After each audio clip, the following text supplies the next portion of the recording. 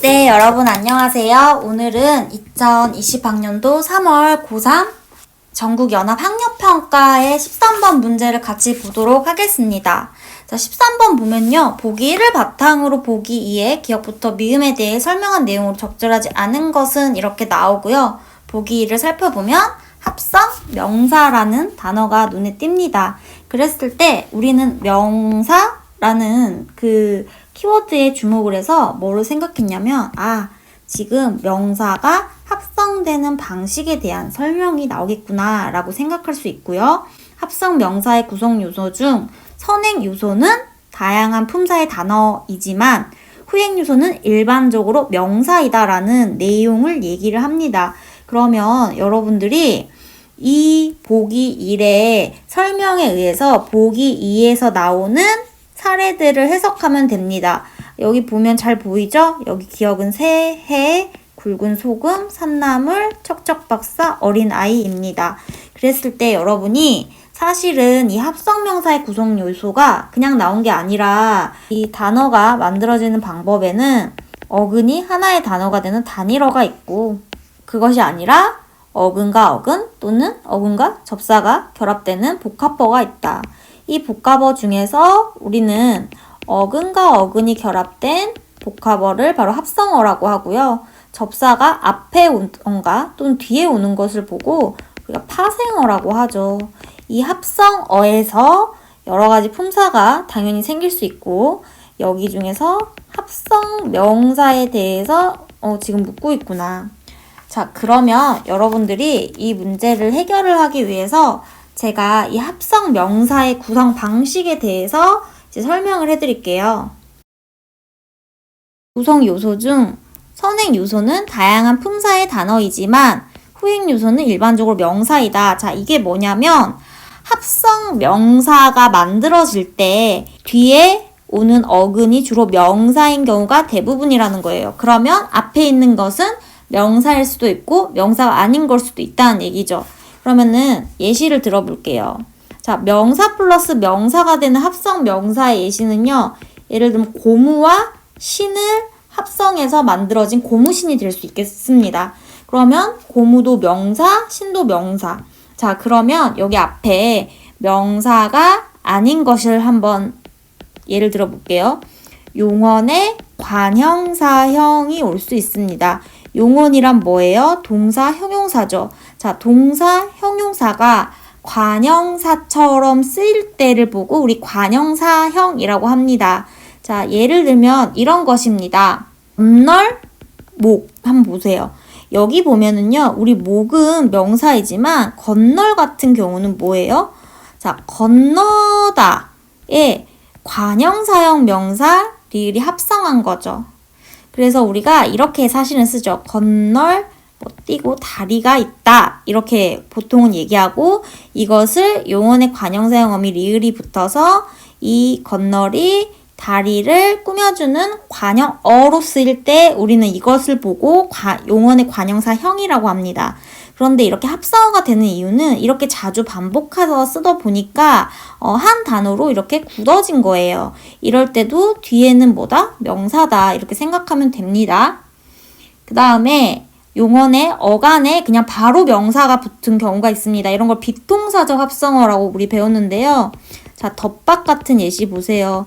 원래는 덮밥이라고 그냥 쓰면 안 되고 덮은 밥이죠. 이게 원래 기본형입니다. 근데 이렇게 쓰지 않고 여기에 어미가 생략돼 버리고 그냥 덮다의 덮하고 밥만 합성된 거예요. 이런 경우를 보고 용언 어간에 명사가 합성된 이런 합성 명사라는 거 알 수 있죠. 그 다음에 이런 게 있습니다. 원래 간형사가 명사를 수식하는 건 맞는데요. 우리 보통은 새 어떻게 써요? 신발 이렇게 띄어서 쓰죠. 근데 이것이 붙어서 그냥 한 단어가 되는 경우가 있어요. 이렇게 잘 쓰다 보니까. 예를 들면 새, 언니 이건 한 단어입니다. 또 다른 거 한번 해볼까요? 첫, 사랑 이런 것들입니다. 근데 이것도 역시 보면 알다시피 이렇게 여기 뒤에가 다 명사라는 거예요. 그걸 보여주는 겁니다. 또 이런 것이 있어요. 비자립적 어근이라고 해서 홀로 쓰일 수 없는 어근을 비자립적 어근이라고 합니다. 이때 우리 보슬보슬 내린다 했을 때 그 보슬은 이제 의태어잖아요. 그래서 비자립적인 어근인데 여기에 비라는 명사가 붙어서 보슬비라는 한 단어가 되는 거예요. 이것과 같은 게 뭐냐면 바람이 산들산들 분다 이랬을 때 바람만 붙여서 뒤에는 명사가 오고 그 다음에 산들바람이라는 한 단어가 돼버리는 거죠. 이런 경우를 봤을 때 여러분이 다 후행 요소가 일반적으로 명사라는 사실을 확인할 수 있습니다. 이게 이제 보기 1에 해당하는 내용이고요. 자, 우리 하나하나씩 사례를 보면 됩니다. 사실 이것 같은 문제는 이렇게 나눠보면 사실 여러분들이 그렇게 푸는데 어렵진 않았을 거예요. 자, 1번 볼게요. 관형사와 명사가 결합한 합성명사이다. 여러분, 아까 뭐라고 했어요? 새 신발의 새가 우리 관형사잖아요. 사실 관형사 배웠을 때 새라는 예문을 하도 많이 들어서 여러분이 알아야 돼요. 그래서 관형사 새와 명사 해가 결합된 합성명사구나. 당연히 맞습니다. 그 다음에 2번. 니은은 동사의 활용형과 명사가 결합한 합성명사이다. 자, 굵은이라는 형태 살펴볼게요. 자, 기본형이 뭐예요? 기본형 어간을 보통 굵다죠. 그러면 여기서는 자, 굵은 다리라고 예를 들어서 얘기했을 때 이 굵다라는 게 형용사잖아요.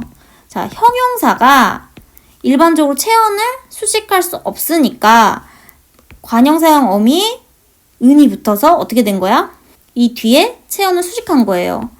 그래서 굵은 이거는 동사의 활용형이 아니라 어떻게 된 거예요? 형용사의 활용형이 굳어진 거예요. 그래서 소금을 봤을 때 처음에는 이렇게 띄어서 써서 굵은 소금이다, 굵은 소금이다 이렇게 얘기를 하다가 어떻게 된 거야? 이제 굵은 소금이 하나의 단어가 돼버리니까 우리 이게 형용사의 활용형과 명사가 결합한 거죠. 그래서 여기 문제의 키포인트는 뭐냐면요. 이 굵다라는 게 상태를 나타내는 형용사라는 품사를 알 수 있느냐 이걸 물어본 거예요. 동사는 움직이는 것, 그 다음에 과정이 변해야 되고요. 형용사는 그 상태가 고정된 것입니다. 가끔 여러분이 동사, 형용사의 의미를 헷갈려하는 경우가 있는데요. 이 같은 문제에서 굵다가 어떤 상태나 성질을 나타낸다는 형용사라는 건 여러분들이 파악하실 수 있었다고 저는 생각을 합니다. 그래서 답이 몇 번이다? 2번이다. 그 다음에 산나물 같은 건 쉽죠. 여기 고무신처럼 산과 나무를 모두 다 명사로 볼 수가 있어요.